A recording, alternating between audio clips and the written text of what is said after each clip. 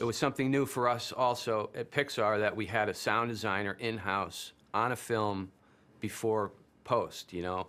It was a little funny at first for me when Andrew would start evaluating sounds that I was making. He would show up and 5 or 6 other, a group would show up and they'd all sit around and I'd play one little sound of a door closing, click, and everybody would think about it and there'd be a discussion. If it was a softer zip line kind of thing, maybe we could get away with keeping it in there.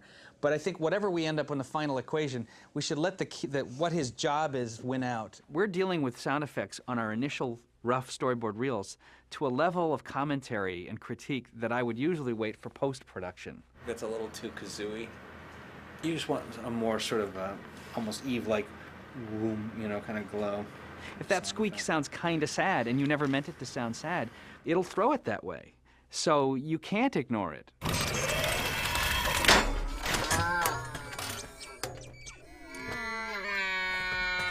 When Ben came on, he had to really figure out what's the overall language in this movie for these types of characters, and how does that fit into the overall soundscape that we're designing for the film.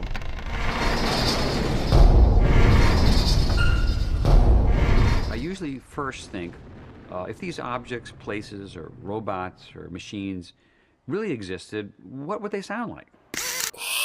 How would they be powered? What would be the actual physics of how they work? But if I find a sound isn't working within a scene, I'll abandon the science and go with what works emotionally. He's so thoughtful about these things that he creates that really almost wouldn't need a logic, except that the only reason they are great is because they have a whole logic and backstory. It's what makes what he does feel real. It makes you believe it. Wall-E has a multitude of motors, and he very deliberately picked out different sounds for each of these movements. And they can be orchestrated together to punctuate the emotions with sounds that are justifiable as part of his function. And really, once he came on and started developing the core sound of Wall-E, we were just like, yes, you know, this is what we were looking for. We've always tried to give Eve kind of very soothing, high-tech, quiet tonalities, almost like little bits of music. And there's a mystery, there's a sense of energy and enchantment with her, but it's kind of a soft kind of background kind of idea with sound, and it's emotional. All of them have an array of sounds that are character-based. The autopilot is filled with bells and whistles and many big motors, and he's multitasking like no other character. So there's always some sense of activity and calculating going on. With Mo, he's sort of a nervous little cleaning droid, so often he's revving his motor a little bit, like he's eager to do something else. You know, little snippets of sound that keep him frenetic.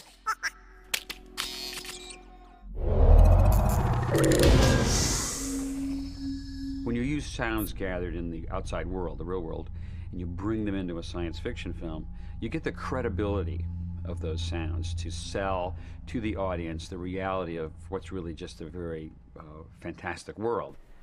I heard a sound in an old war movie on TV. There was a private cranking a generator to provide power for an army radio in the field. I found one of these old army generators on eBay.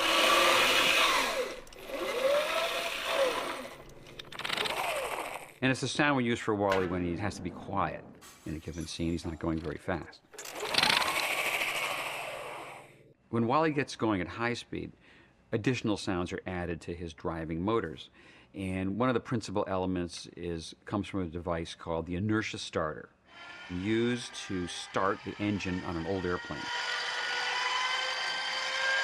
And it's a classic sound, often used for the Roadrunner speeding up or the Tasmanian devil spinning in a circle. Creating sound effects is one task, but creating voices is the hardest task for me as a sound designer. Our audience is very sensitive to analyzing voices because we do it all day long, every day. Aha! Ha! Sound effects can function like a voice. Sound effects can be expressive.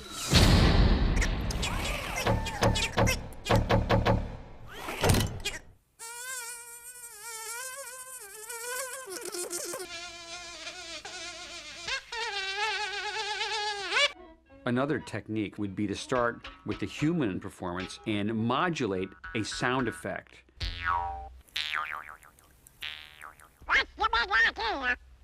The human performance is driving the shape of the twanging Jew's harp.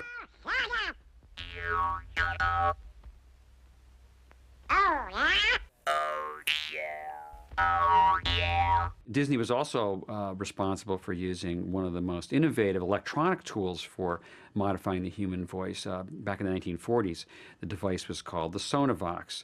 And this device involved playing a sound over a small pair of speakers, and a performer would hold the speakers against their throat. The train sounds are all on here. And you hold these over your vocal cords and move your lips, like this. All aboard, clear the track. All aboard, let's go. The voice of Eve is a modern example of the same technique. In this case, I'm using a device called a vocoder. And you can input into this device a human recording, a human voice at one end. Go ahead. In this case, it's Alyssa Knight. Directivo. Directivo. Directivo. I like that. And at the other side of the device, you can put in a tone. Directivo. Directivo. Directivo. Changing the performance and giving it electronic nuances. Directive. You wanted to have all the soul of a human being might have in the performance, but you wanted it to sound like the voices were synthesized, that they were coming from a machine. Wally's voice started with recordings I would make of myself. And then it's analyzed and broken up into its component parts within the computer. It changes the volume and pitch of the sound. And the tilt of the pen actually affects the way the sound is resynthesized in the computer.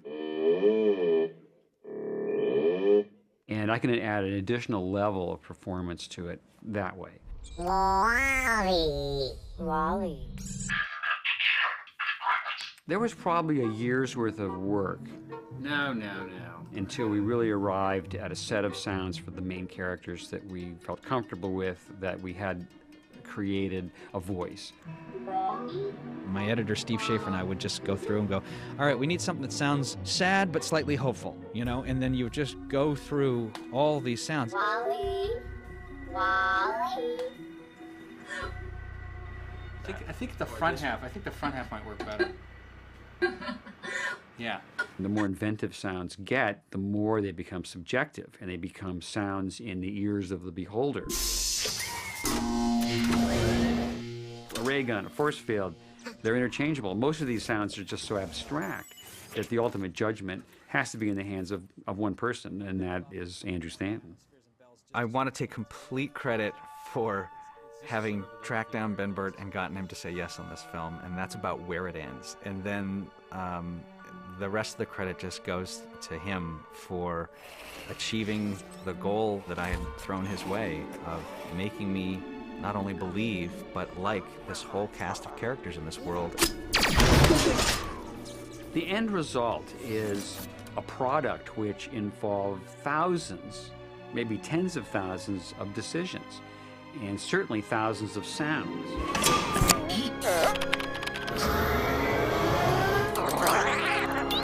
And all of these sounds add up to the world of WALL-E.